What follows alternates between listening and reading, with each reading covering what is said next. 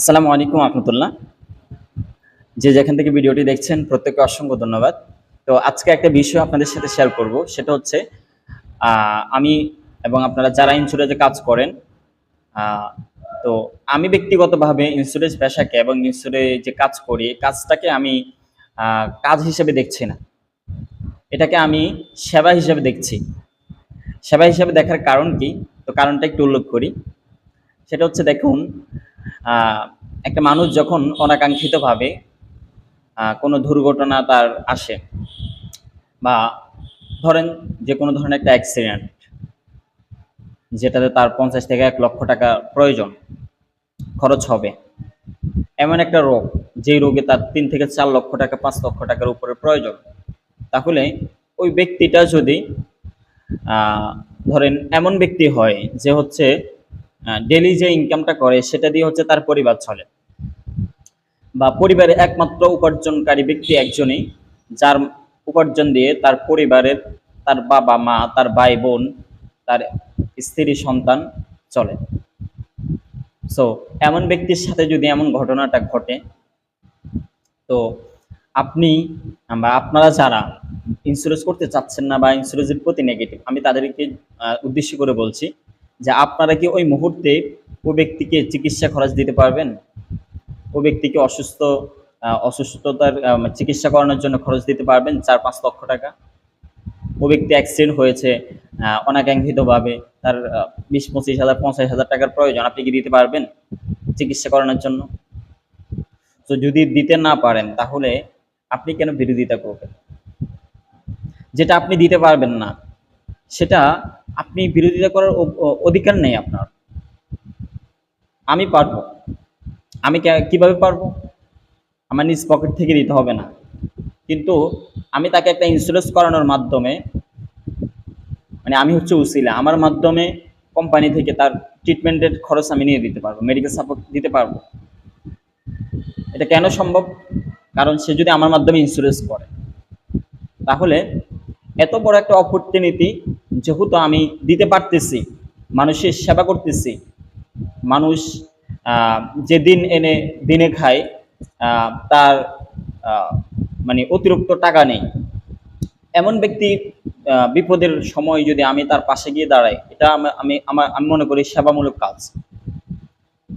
বা অনাকাঙ্ক্ষিতভাবে, অনাকাঙ্ক্ষিত বলতে মানুষের কিন্তু হায়াত মানে মৌতের কোনো ঠিকানা ঠিক নেই। সো মানুষ জন্ম তারিখ আছে কিন্তু মৃত্যুর তারিখ নেই। এখন একটা মানুষ যদি দেখা যায় তার সন্তান ছোট, তার উপার্জন দিয়ে তার পরিবার চলে, তার সন্তানের পড়াশোনা চলে, সো এমন একজন ব্যক্তি যদি তার সন্তানকে ছোট রেখে, তার পরিবারকে এভাবে রেখে, একমাত্র উপার্জনকারী তো সে, তাহলে সে যদি মারা যায়, হ্যাঁ, তাহলে দেখুন ওই সময় তার পরিবারের কি অবস্থা হবে?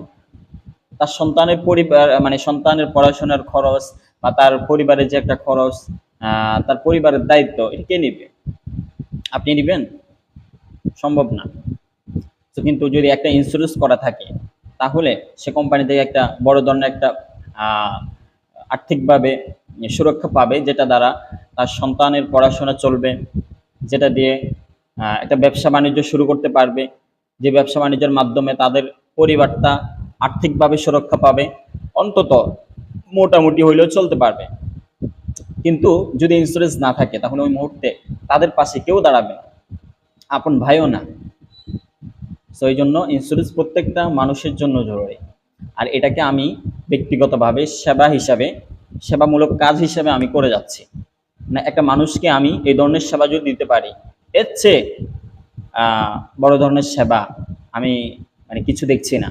যে একটা মানুষের এই অসুস্থতা, দুর্ঘটনা, মৃত্যু এই মুহূর্তে গুলোতে আমি তাদের পাশে আর্থিকভাবে তাদেরকে সুরক্ষা দেওয়ার জন্য গিয়ে দাঁড়াইতে পারবো, এর চেয়ে ভালো কাজ আমি আর কিছু দেখছি না। সুতরাং এটাও কিন্তু সেবামূলক কাজ। সুতরাং আপনারা যারা দেখা যায় নেগেটিভ ইন্স্যুরেন্সের প্রতি, আমি তাদেরকে বলবো যে আপনি যদি না করেন, সেটা আপনার ব্যক্তিগত ইচ্ছে। আপনার যদি করার মতো অ্যাবিলিটি না থাকে, সেটা আপনার ব্যক্তিগত ইচ্ছে, কিন্তু আমি বলবো যে অন্যদেরকে উৎসাহিত করুন। দেখুন, আপনি তাদের পাশে দাঁড়াইতে পারবেন না টাকা দিয়ে, কিন্তু আপনি অন্তত তাদেরকে উৎসাহিত করে একটা ইন্স্যুরেন্স করার মাধ্যমে তাদের কি করতে পারবেন, তাদের পাশে দাঁড়াতে পারবেন, তাদের সেবা করতে পারবেন। তো অন্তত এতটুকু করুন। আর যারা ইন্স্যুরেন্সের কাজ করছেন, আপনারাও এটাকে ভালোবেসে আপনারা এটাকে সেবামূলক কাজ হিসেবে নিয়ে আপনারা কাজ করেন, ইনশাল্লাহ সফলতা আসবেই। আমরা মানুষের ভালোর জন্য কাজ করতেছি। উন্নত রাষ্ট্রের প্রত্যেকটা ব্যক্তির জন্য ইন্স্যুরেন্স বাধ্যতামূলক। আমাদের বাংলাদেশেও কিন্তু ইন্স্যুরেন্স বিভিন্ন জায়গায় স্বাস্থ্য ডিপিএস বাধ্যতামূলক হয়ে গেছে, বিভিন্ন প্রতিষ্ঠানের শিক্ষা ডিপিএস সন্তানের বাধ্যতামূলক হয়ে গেছে। সো বাংলাদেশে প্রত্যেকটা ব্যক্তির জন্য ইন্স্যুরেন্স বাধ্যতামূলক হচ্ছে। তো এই জন্য হচ্ছে আমরা কাজ করে যাবে ইনশাল্লাহ, আমরা অনেক ভালো কিছু করতে পারবো। প্রত্যেক ভালো থাকবেন, সুস্থ থাকবেন। পরবর্তী ভিডিওতে দেখা হবে, কথা হবে। আসসালামু আলাইকুম ওয়া রাহমাতুল্লাহ।